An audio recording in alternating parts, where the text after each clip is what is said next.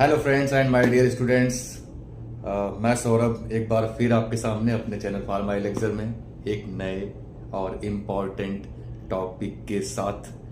और आज का हमारा टॉपिक बहुत ही वाइडली डिस्कस्ड और वाइडली डिस्ट्रीब्यूटेड डिजीज है जिसका नाम है मधुमेह, मतलब शुगर या फिर डायबिटीज मेलाइटस जिसको बोलते हैं।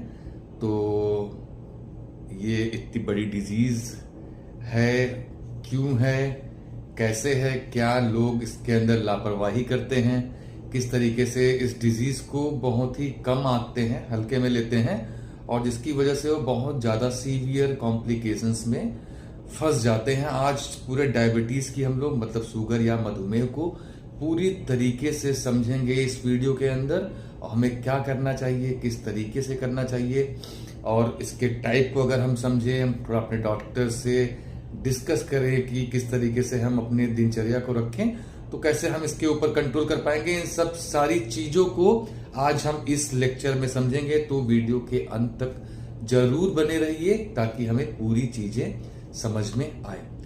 तो चलिए फिर स्टार्ट करते हैं कि ये आखिर है क्या, शुगर, डायबिटीज, मधुमेह, ये है क्या। ये दरअसल एक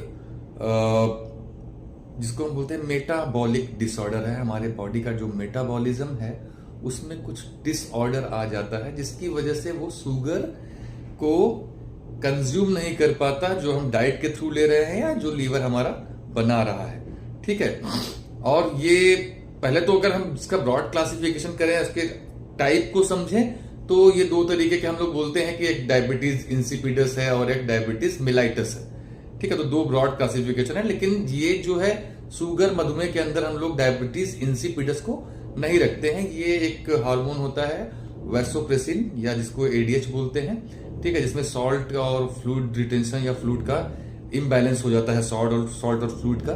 तो इसकी वजह से इसको थोड़ा अलग कैटेगरी में रखते हैं। डायबिटीज नाम आगे लगे होने से कंफ्यूज मत होइएगा। ठीक है, तो वो अलग है जिसके अंदर जिसके सिम्टम्स अलग होते हैं और उसमें डिहाइड्रेशन बहुत ज्यादा हो जाएगी, आपको यूरिन पॉलीयूरिया, ये तो इसमें भी होता है और उसमें भी सेम लगभग सिम्टम आते हैं। ठीक है, तो इंसिपिडस अलग है। ठीक है, बहुत रेयर डिजीज है वो। और दूसरी तरफ कौन सा है, डायबिटीज मेलाइटस, जो कि बहुत ही कॉमन आज की डेट में हो गया है डायबिटीज। ठीक है, और इसको हम कहेंगे it is a group of disorder, मतलब कई सारे ग्रुप्स ऑफ डिसऑर्डर हैं जिसमें कि हम इसको मेटाबॉलिक डिसऑर्डर के रूप में जानते हैं। और ये अगर ग्लूकोज हमारी बॉडी में सेल अगर ब्लड में ज्यादा आया तो इसका मतलब जो ग्लूकोज है वो सेल्स ने और हमारी बॉडी के मसल्स ने, ब्रेन ने यूटिलाइज नहीं किया, तो इसको हम एक तरीके से fuel for brain, muscle and tissues भी बोलते हैं। जो शुगर हमारा है, जो ग्लूकोज है, वो क्या है, हमारे ब्लड के लिए, हमारे ब्रेन के लिए, सेल्स के लिए, जितने भी टिश्यूज ऑर्गन्स हैं उनके लिए ये एक फ्यूल की तरह काम करता है। ये एनर्जी प्रोड्यूस करता है ग्लूकोज में ब्रेकडाउन होके। ठीक है, तो अक्सर कर हम देखते हैं कि जिनमें डायबिटीज डायग्नोस होता है या फिर जिनका शुगर पे पुअर कंट्रोल होता है, तो उसमें देखते हैं हम लोग कि फैट लॉस बहुत तेजी से होता है। तो ये फैट लॉस को समझना है, क्योंकि जब मैं बोल रहा हूं कि ये क्या है, ग्लूकोज है फ्यूल, और ग्लूकोज पूरी तरीके से यूटिलाइज नहीं हो पा रहा है जो कि हमारे ब्लड में पाया जा रहा है फिर ज्यादा अमाउंट में, तो वो एक तरीके से फिर आपकी जो फैट सेल्स हैं और फैट है और जो एडिपोज टिश्यू में जितने भी फैट है वो उनको वहां से energy as a source of energy utilise करने लगेंगे। तो इस केस में हम देखते हैं कि बहुत तेजी से सडन वेट लॉस होता है इस मेटाबॉलिक डिसऑर्डर की वजह से।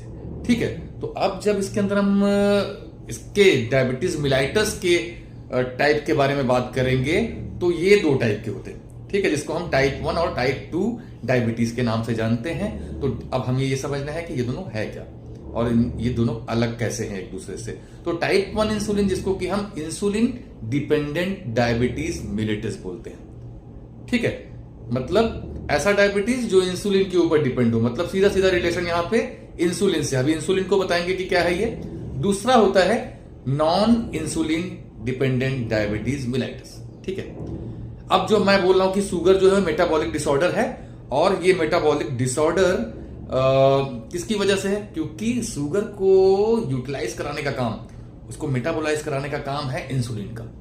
ठीक है, तो इंसुलिन जैसे ही आप डाइट लेते हैं तो इंसुलिन रिलीज होना स्टार्ट हो जाता है, और धीरे धीरे वो शुगर को, आपके कार्बोहाइड्रेट्स को ब्रेक डाउन करके शुगर को फिर सेल में ट्रांसपोर्ट करके उसका यूटिलाइजेशन कराता है, उसको आपसे यूटिलाइज कराता है। ठीक है, तो जब एक तरफ इंसुलिन डिपेंडेंट, मतलब जब इंसुलिन की सीधे कमी हो जाए, ठीक है, मतलब इंसुलिन निकलता कहां से? इंसुलिन निकलता है पैनक्रियास से। हमारी पैनक्रियास है, पैनक्रियास पे बीटा सेल्स हैं, बीटा सेल्स से इंसुलिन रिलीज होता है। ठीक है, अब ये इंसुलिन किसी कारणवश, या तो आपके बीटा सेल्स खत्म हो जाए, या कुछ और अदर इंजरी हो जाए, या पैनक्रियास में कुछ डिस्ट्रक्शन हो जाए, तो उसकी वजह से बीटा सेल डिस्ट्रक्ट हो जाएंगे, जिससे कि इंसुलिन आपका नहीं निकल पाएगा। तो ये पहली कैटेगरी हो गई आपकी टाइप 1 डायबिटीज, जिसको कि इंसुलिन डिपेंडेंट डायबिटीज बोलते हैं। इसमें हम सीधा सीधा इंसुलिन को इंसुलिन से रिप्लेस करते हैं। ठीक है, हम इंसुलिन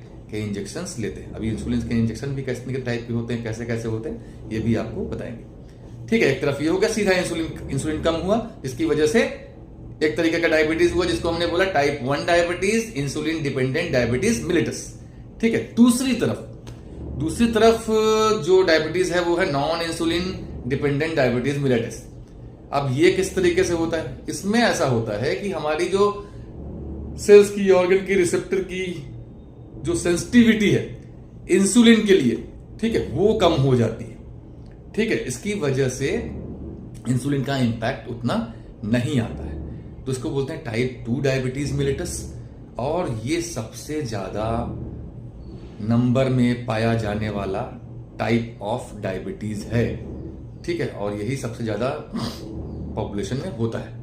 ठीक है, तो ऐसे डायबिटीज को ट्रीट करने के लिए हमें कई सारी चीजों का एक साथ मिक्सचर करना पड़ेगा, क्योंकि ये ग्रुप ऑफ डिसऑर्डर है। ठीक है, तो सिम्टम्स दोनों में लगभग सेम आते हैं कि प्यास बहुत लगती है, आपको भूख थोड़ा इंक्रीज हो जाती है। ठीक है, थकावट बहुत जल्दी लगती है, विजन थोड़ा ब्लर्ड होने लगता है।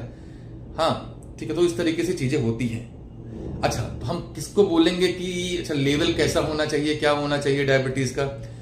तो इसके अंदर 2-3 टेस्ट हमें करने पड़ते हैं, 2-3 टाइप के। एक होता है HbA1c, ठीक है, मतलब हीमोग्लोबिन में A1c ग्लाइकोलेटेड टेस्ट है, जो कि बता देता है आपका randomly 60 to 90 days through out आपका शुगर कैसा रहा है। ठीक है, तो ये इसकी जो रेंज है, ये आप समझिए कि अगर आप 6 से नीचे हैं, है ना, वो तो डेटा की बात है, लेकिन अगर आपको टेस्ट कराना है, आपको जानना है कि आपका शुगर कैसा रहता है, तो आप HbA1c एक टेस्ट करा लीजिए, जिससे कि आपको 2 महीने का या 3 महीने का डेटा आपको मिल जाएगा कि आपकी शुगर बीते दिनों कैसी रही है। ठीक है, दूसरा क्या तरीका है कि आप सीधा ग्लूकोज स्ट्रिप्स, आजकल सारे इंस्ट्रूमेंट है हमारे पास, तो उससे हम क्या करते हैं कि फास्टिंग एक बार चेक कर लेते हैं कि फास्टिंग शुगर कैसा है। ठीक है, जो कि लेस देन 100 हो तो ज्यादा अच्छा है। फास्टिंग शुगर लेस देन 100 क्या हुआ, ये लेस देन 100 mg पर डेसीलीटर, मतलब 100 mg 100 ml में 100 mg से ज्यादा ना रहे फास्टिंग में, जब आप खाली पेट हो जब कर रहे हैं। दूसरा होता है पोस्ट पेरेंडियल, मतलब खाने के 1 घंटे बाद जब आप चेक करते हैं, तो वो आपका अप्रोक्सीमेटली 100 to 40 के बीच में होना चाहिए, तो आप एक गुड कंट्रोल में है।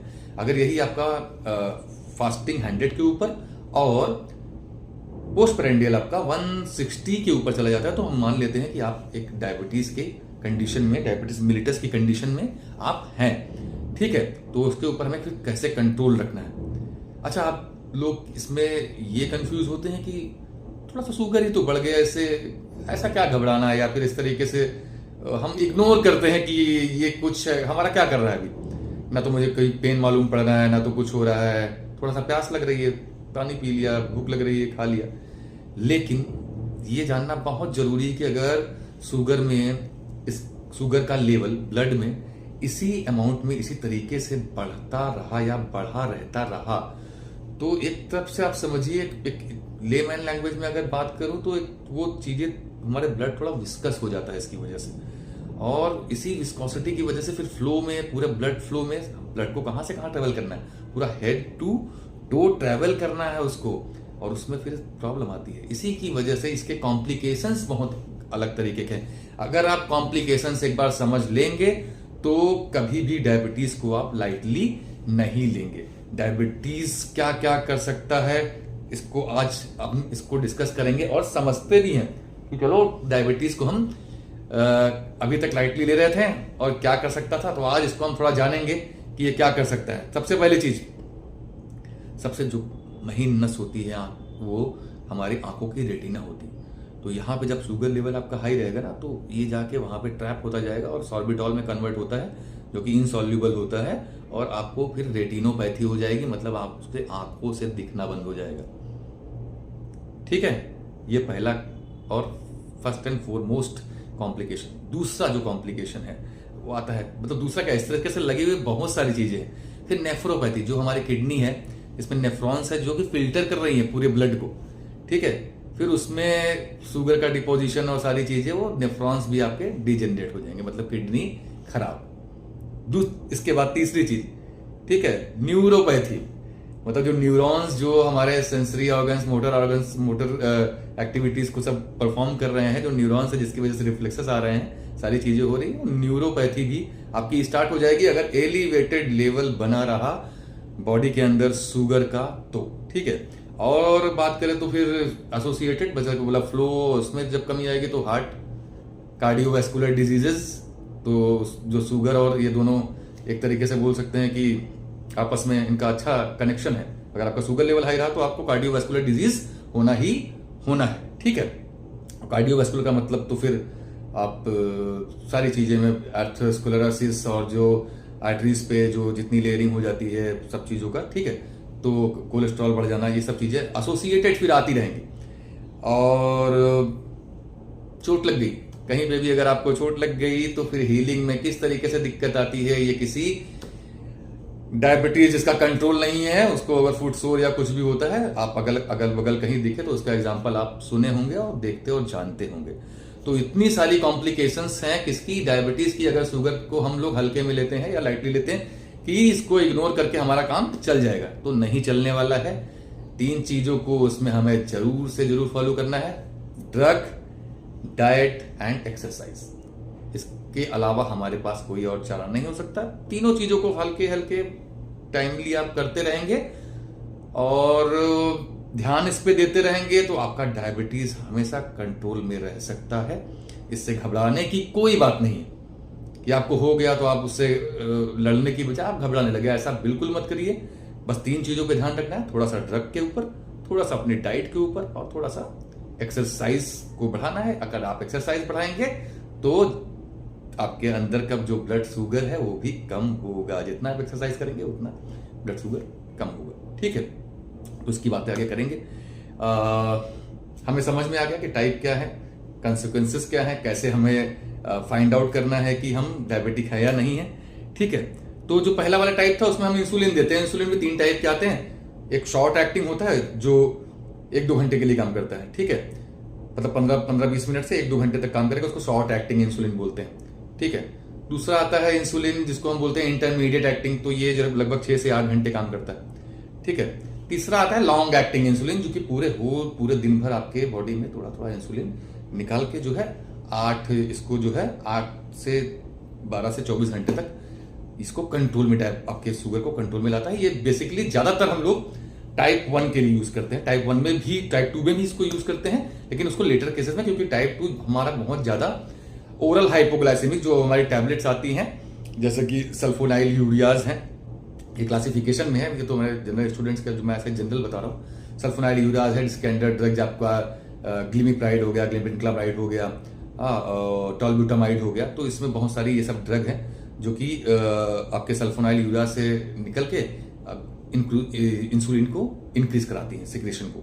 ठीक है, दूसरा फिर मेटफॉर्मिन आ गया। मेटफॉर्मिन भी सेंसिटिविटी के ऊपर और इस तरीके से अननोन मैकेनिज्म के साथ, लेकिन कई तरीके से मेटफॉर्मिन जो कि बायोगुआनाइड्स क्लास का है, ये बहुत अच्छी ड्रग है जो कि हमेशा कॉम्बिनेशन में सल्फोनाइल यूरियाज और इसके साथ में रहती है बहुत पुराने टाइम से। अभी तो हमारे पास बहुत सारी नई नई और क्लासेस ऑफ ड्रग्स आ गई हैं जो कि अच्छा काम कर रही हैं डायबिटीज को कंट्रोल करने के लिए। जैसे कि एक क्लास है DPP-4, ठीक है, डाई पेप्टाइडिल पेप्टाइडेज 4। इस एंजाइम पे काम करने वाली ड्रग आ गई है जो कि शुगर को अच्छे से मेटाबोलाइज कराती है। दूसरी एक और क्लास है जिसको बोलते हैं SGLT2 इनहिबिटर्स, ठीक है, जिसके अंदर सोडियम ग्लूकोज को ट्रांसपोर्टर बोलते हैं इसको, बहुत तेजी से एक चैनल की तरीके का होता है, उस चैनल को खोल देता है जिससे सेल के अंदर ग्लूकोज का मॉलिक्यूल चला जाता है और उसको सेल यूटिलाइज कर लेती है। तो इसमें अंदर जैसे आप लोगों ने नाम सुना होगा कि जैसे जितने भी सीटाग्लिप्टिन, विल्डाग्लिप्टिन जो आजकल की डॉक्टर्स बहुत प्रीफर कर रहे हैं लिखना, ये DPP-4 के एनालॉग्स हैं। और SGLT2 में फ्लोजिन्स आ गए, जैसे कैनाग्लिफ्लोजिन, रैमोग्लिफ्लोजिन, जो आजकल की नई ड्रग हैं जो पुरानी ड्रग से सेंसिटिविटी बढ़ जाती है, तो हम इन ड्रग्स का यूज करते हैं जो कि नई न्यूअर क्लासेस हैं। बाकी और बहुत सी और क्लासेस ऑफ ड्रग्स हैं जिसके थ्रू हम लोग, जैसे कि हमारा पायोग्लिटाजोन और ये है, ये इसको हम लोग तुरंत डाइट के बाद लेते हैं। ये तुरंत ही कार्बोहाइड्रेट को जो है के ब्रेकडाउन को ही रोक देती है, ठीक है। तो इस तरीके से बहुत सारी ड्रग है, बहुत सारी क्लास है जो आपकी डॉक्टर आपको डायग्नोस करके आपके हेल्थ कंडीशन के हिसाब से वो आपको प्रीफर करेंगे और लिखेंगे, आपको उसको फॉलो करना है। दूसरी चीज इसके साथ और क्या करना है कि हमें डाइट पे बहुत ही कंट्रोल करना है। जैसे कि जितने भी शुगर रिच या कार्बोहाइड्रेट रिच एलिमेंट्स हैं उनको हमको डाइट से थोड़ा निकालना है, और उसी के अंदर हमको अपने डाइट को जो है हमारा जो 12 to 16 आवर्स का जो प्लान है, ठीक है, तो उसको डाइट को हमको किस तरीके से लेना है ये हमें बहुत ध्यान में रखना है। कभी भी ना तो पेट को बहुत ज्यादा भरना है ना तो खाली रखना है, ठीक है। अप्रोक्सीमेटली 4-4 घंटे के इंटरवल पे हमें कुछ ना कुछ थोड़ी डाइट करके लेनी है, और पेट को कभी भी भरपेट खाना नहीं खाना। और थोड़ा सा साथ ही साथ इसके साथ हमें एक्सरसाइज करनी है। एक्सरसाइज लाइक साइकिलिंग करिए, वॉकिंग करिए, रनिंग करिए, जितने भी कार्डियो के और एक्सरसाइज हैं उनको अगर आप इंक्लूड करते हैं तो आपका डायबिटीज थोड़े से ड्रग, थोड़े से डाइट के कंट्रोल और थोड़े से एक्सरसाइज के कंट्रोल से आपका डायबिटीज, आपका शुगर जो है वो लाइफ टाइम तक अच्छा रह सकता है, ठीक है। इसके अंदर और जो मुझे चीज आपको बतानी चाहिए, आई थिंक कि सारी चीजें हम कवर कर चुके हैं। इसकी हमें जो कॉम्प्लिकेशंस को समझना था, कॉम्प्लिकेशन को आई थिंक आप समझ पाए होंगे।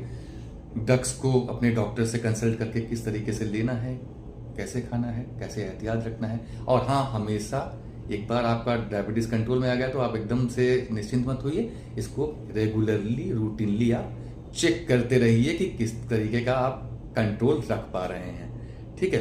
140 के अराउंड है तो आप बिल्कुल ही अच्छे कंट्रोल में आप रह रहे हैं, ठीक है। तो इसको बराबर आपको नापना है, आप बराबर देखते रहिए, करते रहिए। इससे घबराने की कोई जरूरत नहीं है कि एक बार शुगर हो गया, हाँ हो गया तो हमें काम करते रहना है इसके ऊपर। हम इसको टेकन फॉर ग्रांटेड नहीं ले सकते कि अब हो गया, अभी ये 2 दिन में खत्म हो जाएगा सर दर्द की तरह, तो बिल्कुल नहीं, ऐसा बिल्कुल नहीं होने वाला है। हमें इसके ऊपर रेगुलर काम करना है, ठीक है। बहुत सारी और भी सप्लीमेंट्री, इसके अलावा भी मैं एलोपैथ की बात कर रहा हूँ तो सप्लीमेंट्री जैसे करेला हो गया आप डाइट में, या इसके जूस को, जामुन हो गया, बहुत अच्छा काम करता है।